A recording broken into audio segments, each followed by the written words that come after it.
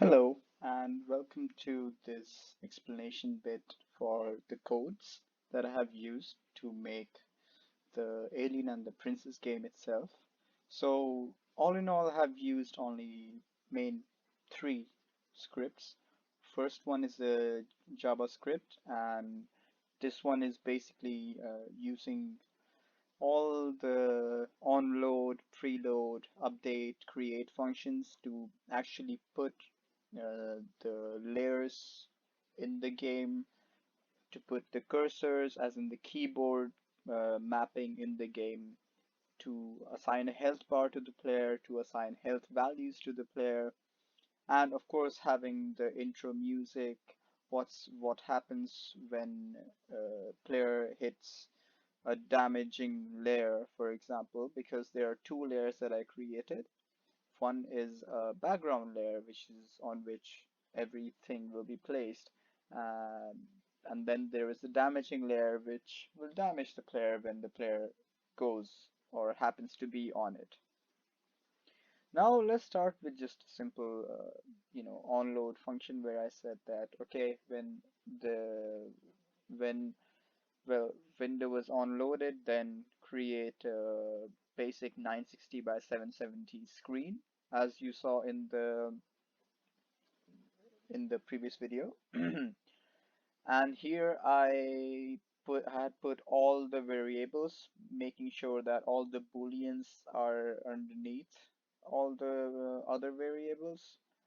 Now, in the preload function, I simply loaded all the images, sprite sheets, tile maps, audio files, and of course I gave them specific width. Note that all of them have the same width, but the height is differing based on the sprite itself. Now, when we move on to the create function, I thought that, okay, now that I have preloaded all the images, I need to add them to the game itself when the game loads. So therefore, all the variables have added their respective uh, objects such as images, tile maps, audios, and for example, the cursor variable. Sorry about that. The cursor variable has uh, game's keyboard inputs, and I assign it a create cursor keys function.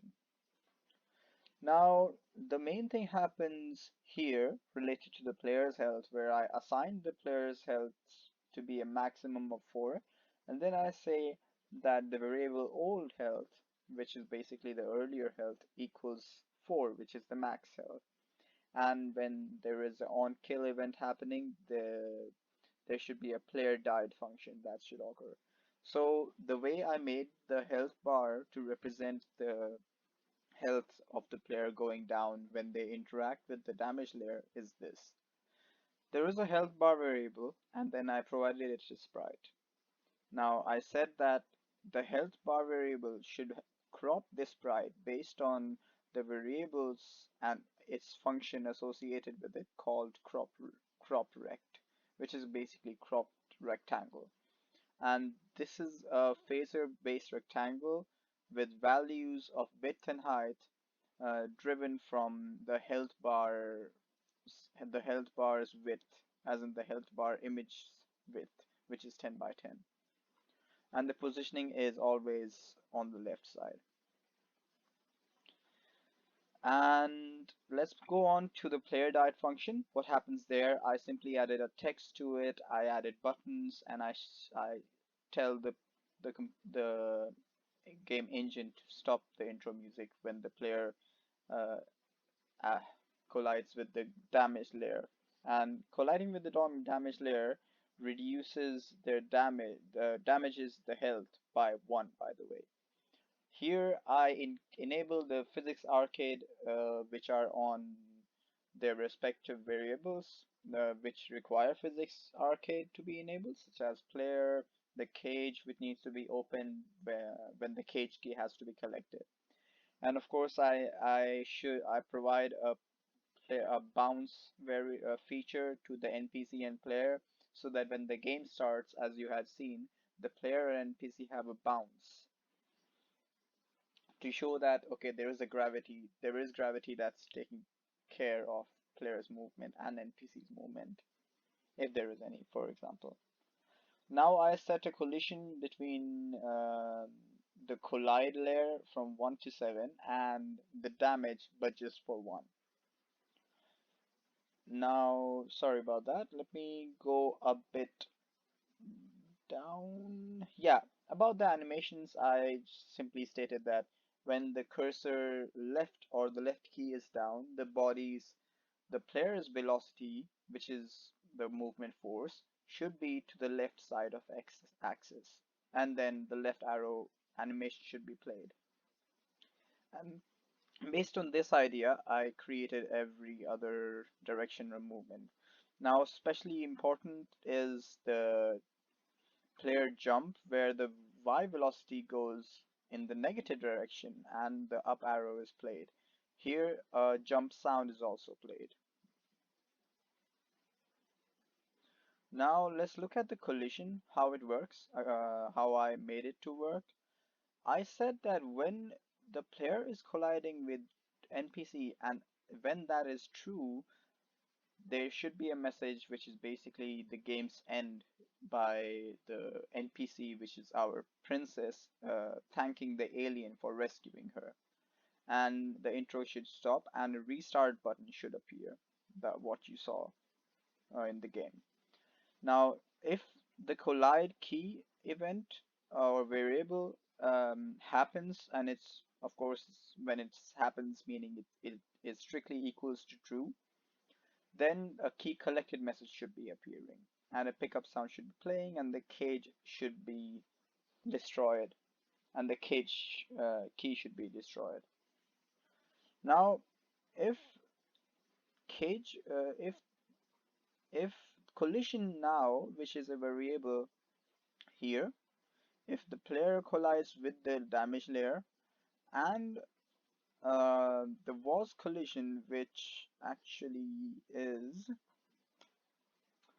yeah, I made a boolean actually, and I said that if this is false with this condition, then you should damage the player. Basically, what's happening is when the player collides with the damage layer, I want to make sure that another condition is happening, because if the player only collides with the damage layer, then they will immediately have their damage to be more than 1, meaning it'll just go 1 1 1 1 1. Now when was collision is false and this thing is happening, then the player's damage is slowly reduced by 1, and of course there's a camera flash that happens. The main idea behind this script is to provide an overview of how the skeleton of the game is formed. Now that I have explained you this JavaScript, let me move on to the actual environment, how I placed it. Now the environment was placed on a basic ones and zeros for the damage layer, where 1 is where the tile set, I would say, or the tile, the 12 by 14 or 12 by 15, sorry, tile set is placed, and where when it comes to the layer, which is where the player doesn't have a damage, I provided a number from 1 to 7. So these big numbers, they refer to places where a bigger tile set is used. And of course, I made sure that the image position, image directory is set to whatever directory I wanted, and that there is a clear indentation and there is no semantic problem. Now, how do I parse all of this, the data from here to an actual screen?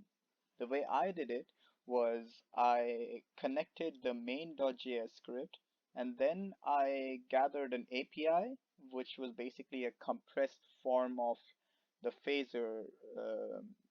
Phaser's game engine, and I linked these both to HTML. And this map.json file, it was actually linked to the main.json file using the tilemap underscore map.json. Basically, tilemap underscore map.json, what it does is it collects all the coordinates and puts these images, which are damage and layer, damage and collide, based on wherever the ones, zeros, and the zeros and all the above zero numbers are. And it layers them based on the the name of the layer. So that was the backstage reduction, I would say, or the code sample, and that was the explanation of it. And if you have any questions, please let me know via email, and I hope you have a good day. Thank you.